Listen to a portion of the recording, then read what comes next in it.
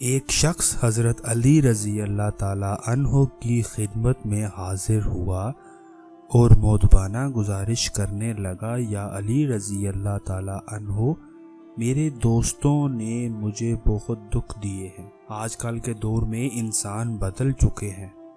حضرت علی رضی اللہ تعالیٰ عنہ نے فرمایا، اے بندہ خدا، کس نے کہا کہ انسان دکھ دیتے ہیں، بلکہ انسان سے جڑی ہوئی امیدیں دکھ دیتی ہیں۔ تم کسی سے امید نہ رکھو، تمہیں کوئی دکھ نہیں ملے گا۔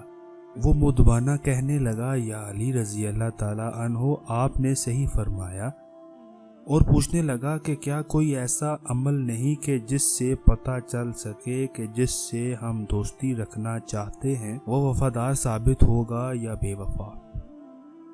حضرت علی رضی اللہ تعالیٰ عنہ نے فرمایا، ہاں، اگر تم یہ دیکھنا چاہو کہ تمہارا دوست تمہارا وفادار ہے یا نہیں، تو تم دیکھو کہ تمہارا دوست ہر فعل میں تمہارا فائدہ سوچتا ہے یا ہر بار اپنا فائدہ سوچتا ہے، اور ہر بات میں اپنی خوشی سوچتا ہے یا تمہاری۔ اگر وہ شخص اپنا فائدہ زیادہ رکھے اور اپنی خوشی کو تمہاری خوشی پہ فوقیت دے، تو سمجھ جانا کہ اس کے نزدیک صرف اپنی خوشی سے زیادہ کوئی نہیں۔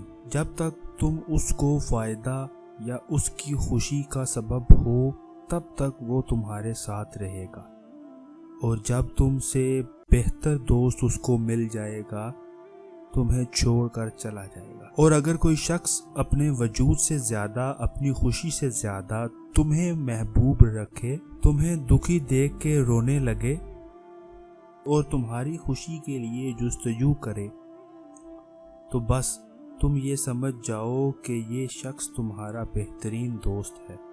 یاد رکھنا، جو شخص تمہارے آج میں تمہارا احساس نہیں کرتا، وہ تمہارے کل میں تم سے وفا کیا کرے گا؟